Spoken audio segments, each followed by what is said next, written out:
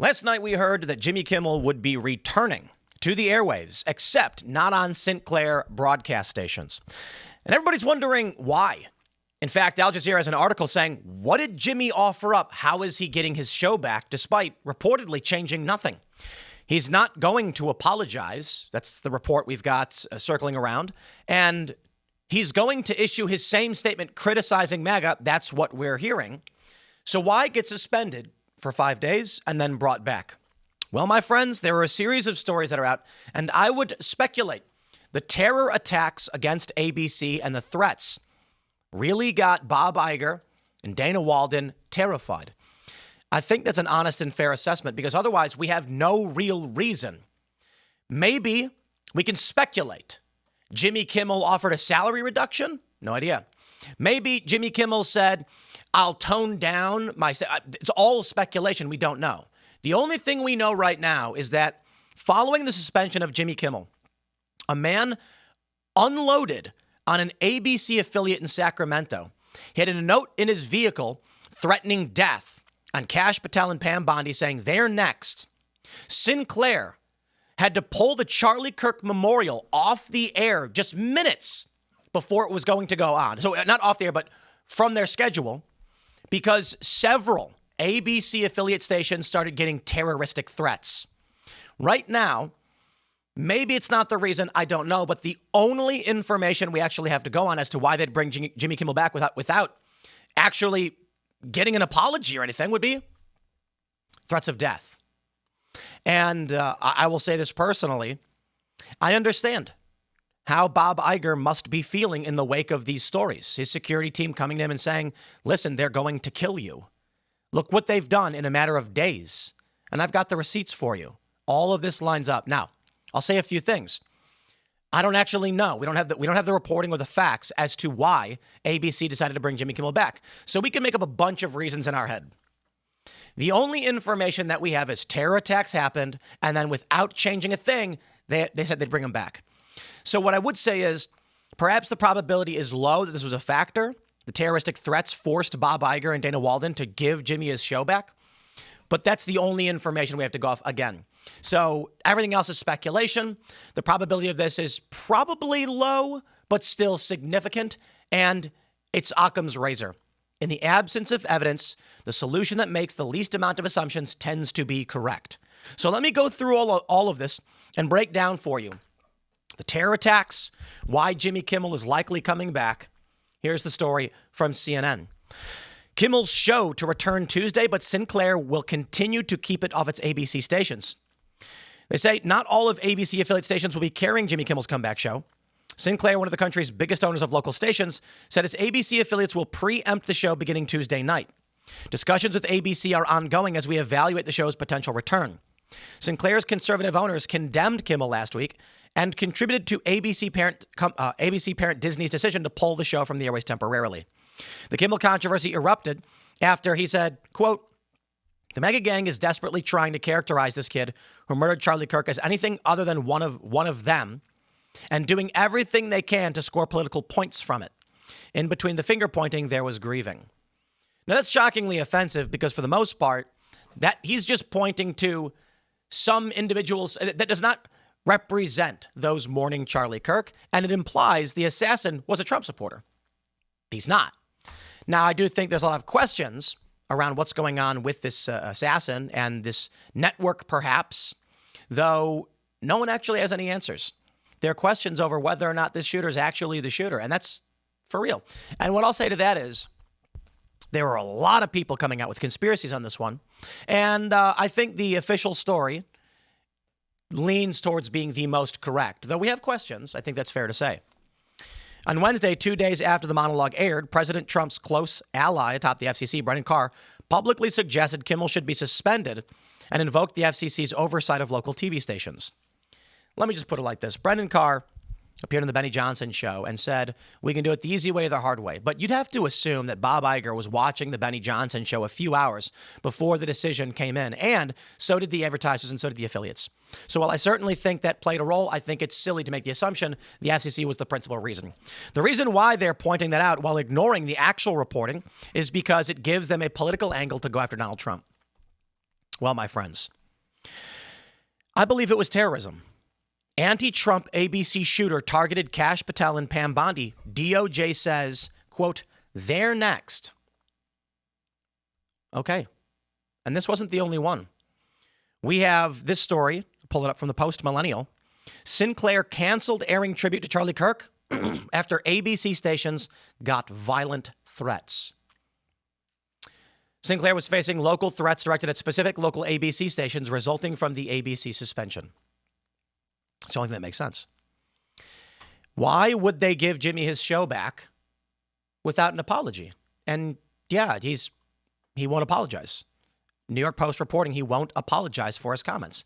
He's going to justify them. Interesting. Well, I think there's a fairly obvious reason. Now, first, I want to say, join us at Timcast.com. Go there and go to Timcast.com, click join us, link in the description below.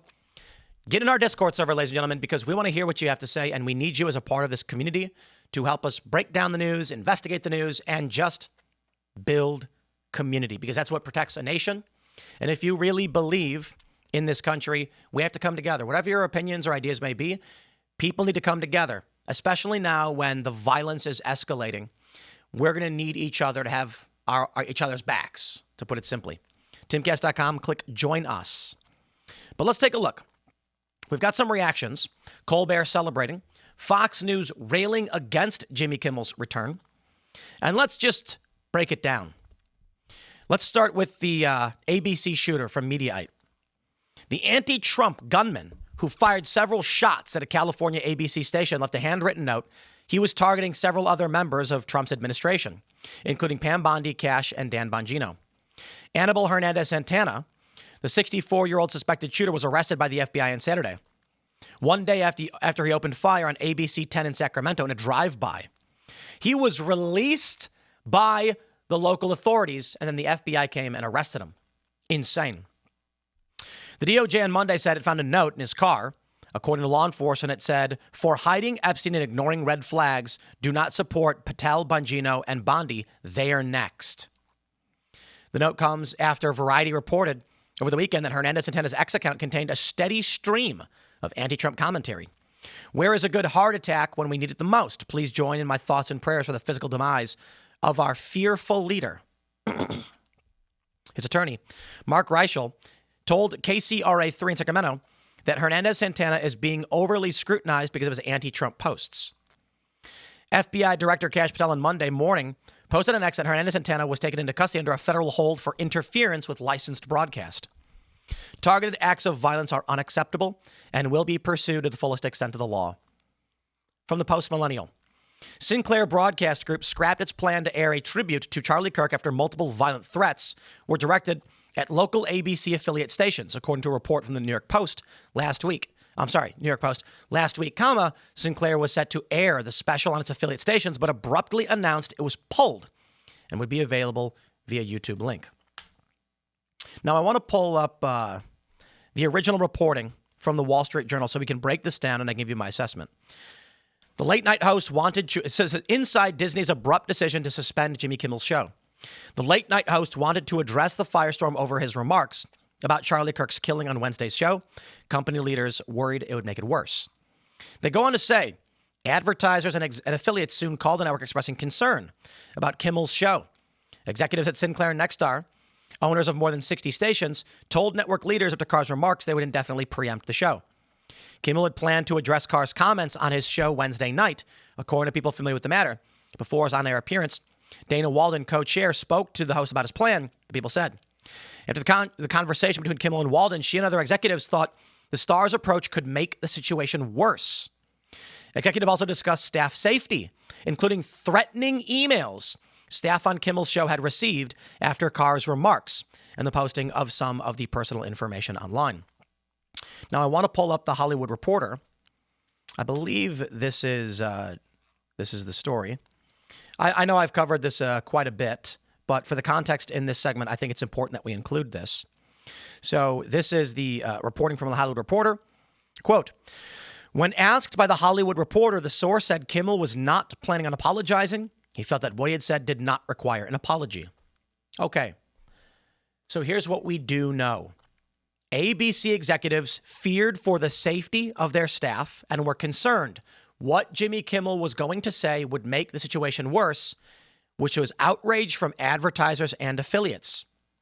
This does include an angle on the FCC that Brendan Carr said we could do this the easy way or the hard way. However, the comments by Brendan Carr were specifically about false information.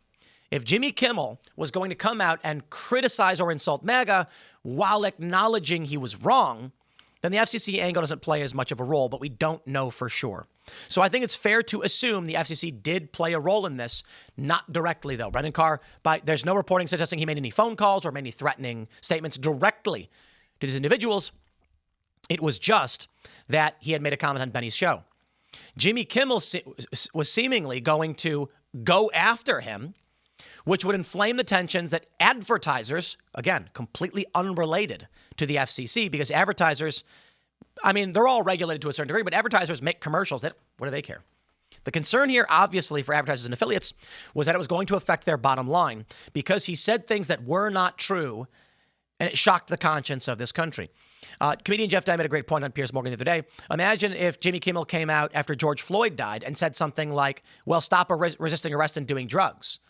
This country was at the worst riots it's seen in 50 years.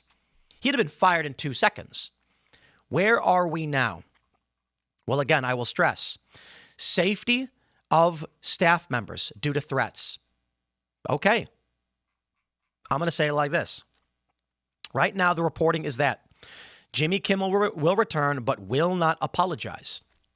The New York Post says, Jimmy Kimmel will be back on Tuesday, but the country's largest owner of its local affiliate stations won't air his show as he still refuses to apologize for his incendiary false claim about Charlie Kirk's alleged killer. The $15 million per year ABC late-night host negotiated his return to the airwaves directly with Bob Iger and Dana Walden, sources with knowledge of the situation told the Post. Kimmel will address the controversy during his monologue on Tuesday, though he will stop short of apologizing. Okay, so what do we know? Advertisers and affiliates were angry. Jimmy Kimmel was not going to apologize. The executives thought this could inflame tensions, make things worse, and they feared for the safety of their staff, so they pulled the show. It seems like the threats they're suggesting came from the right, actually. I don't know who would threaten staff over Jimmy Kimmel's comments about MAGA or whatever. Well, the left decided to actively follow through. And now we are at a crossroads in this country with not just this story, but the story about Donald Trump designating Antifa a terrorist organization. If Jimmy Kimmel is not apologizing, the reporting we have right now, I will lay it out and we'll do the math. Jimmy Kimmel will return. He will not apologize.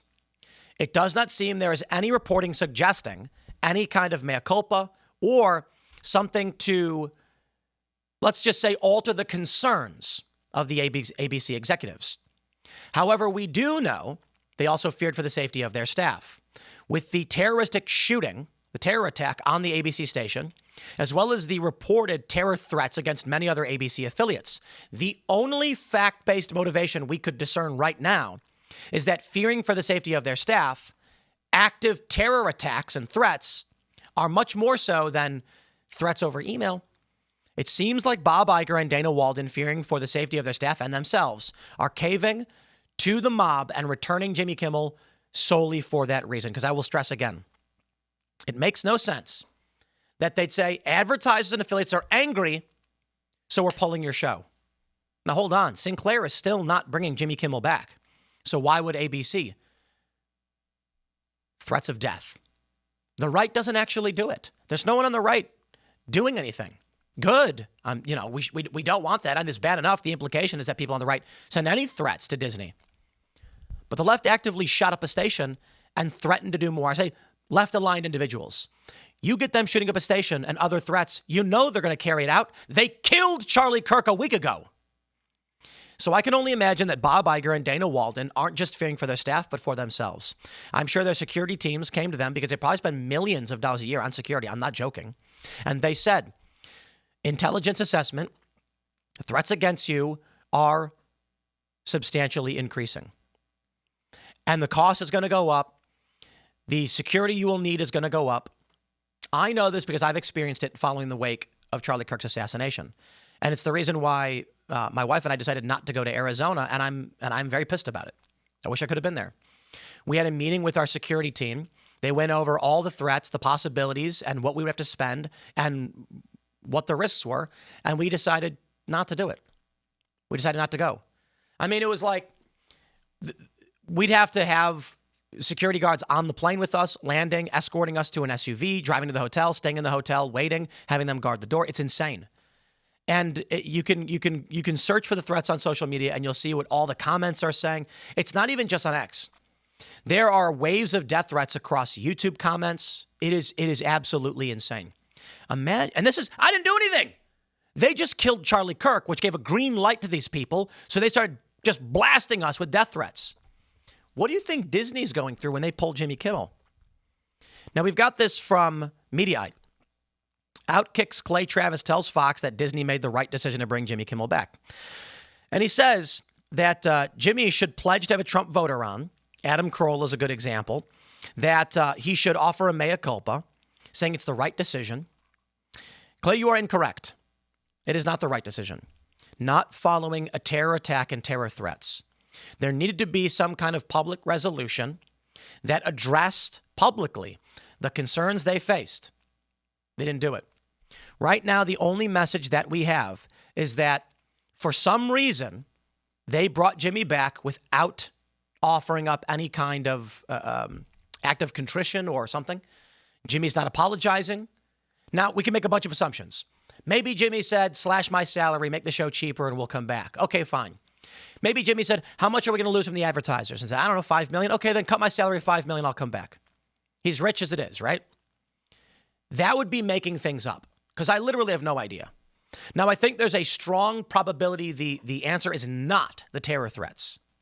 I think we maybe could look at it and say 60% chance this was related to some kind of negotiation. I don't know.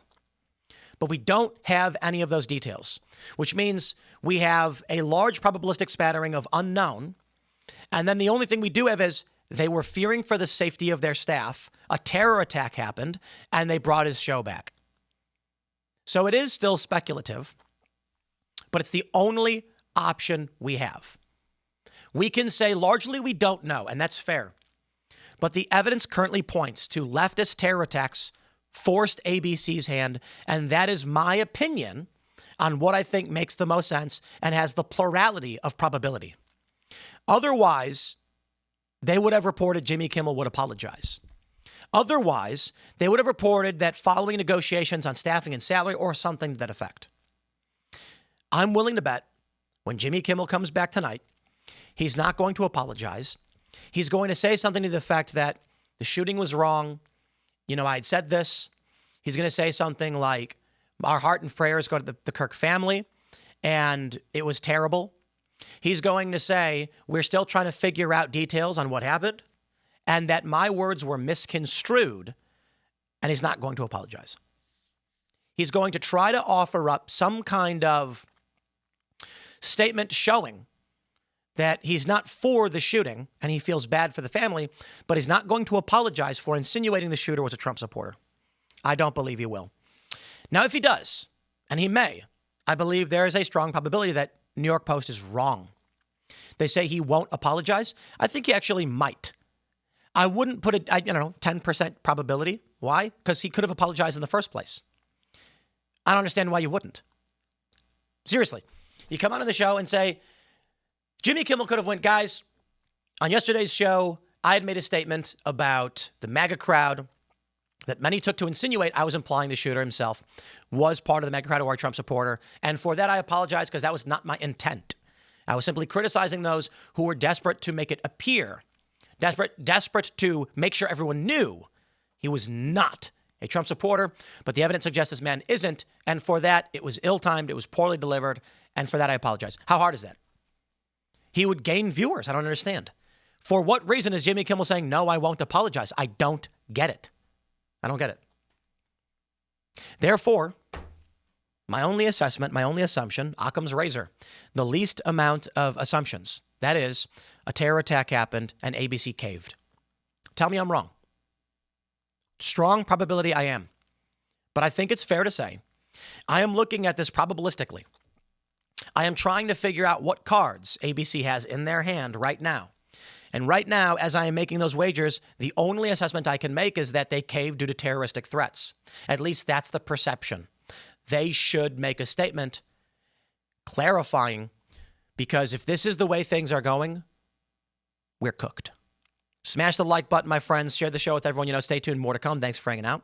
We'll see you all in the next segment.